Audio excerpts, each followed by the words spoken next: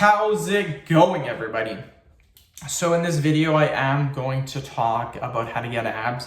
And what I've been doing lately is I've been covering different topics related to your abs. A lot of people think that to get six-pack abs, it's all about your diet and your workout routine, which that's basically what it is. But there's lots and lots of other things that can go into each subcategory. So before I get started, please subscribe to my channel if you haven't already. I do appreciate the support.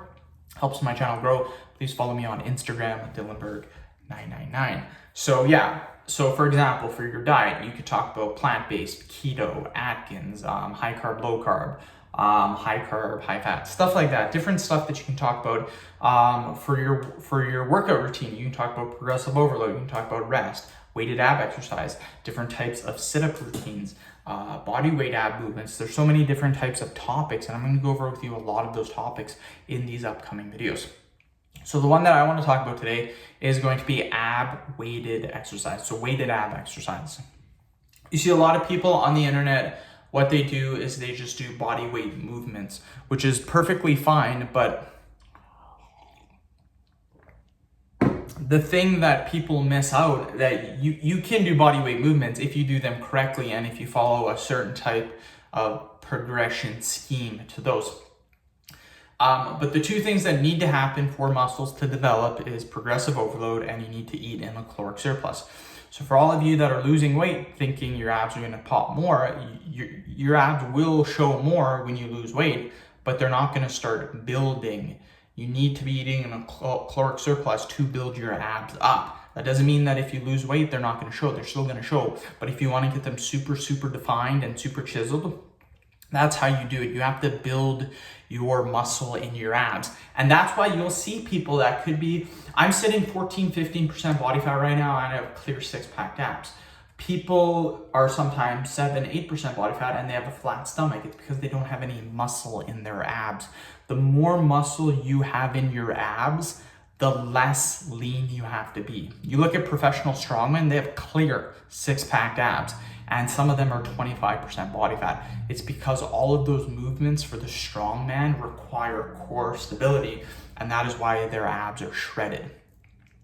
So in my opinion, weighted ab exercises are the best to do because they're the easiest way to progressive overload. All you have to do is you add some weight. That's it. Add 2.5 pounds, add a couple pounds every single workout. That's progressive overload. The thing with doing body weight movements is you can add weight to it. Now, some people are saying that's okay, you don't need to, and I agree. You can add reps, you can add sets. But the thing is, you can only add so many reps before you start getting out of that muscle building zone. The muscle building zone is roughly 5 to 20 repetitions, roughly. Some people say, ooh, it's 8, it's 12, it's 50. Roughly 8 to 20. When you start creeping into 30, 40, 50, 60 reps, you're getting out of that muscle building zone. It's kind of like a teeter-totter, if you will. You kind of want to be right in that muscle building zone. The more you get over for repetitions, you start to get out of that muscle building zone. And that's the thing with body weight movements, is if you keep adding reps, what you're doing is you're slowly getting out of that building muscle zone. Now, another way to stay in that muscle building zone for body weight movements is to make the movement harder.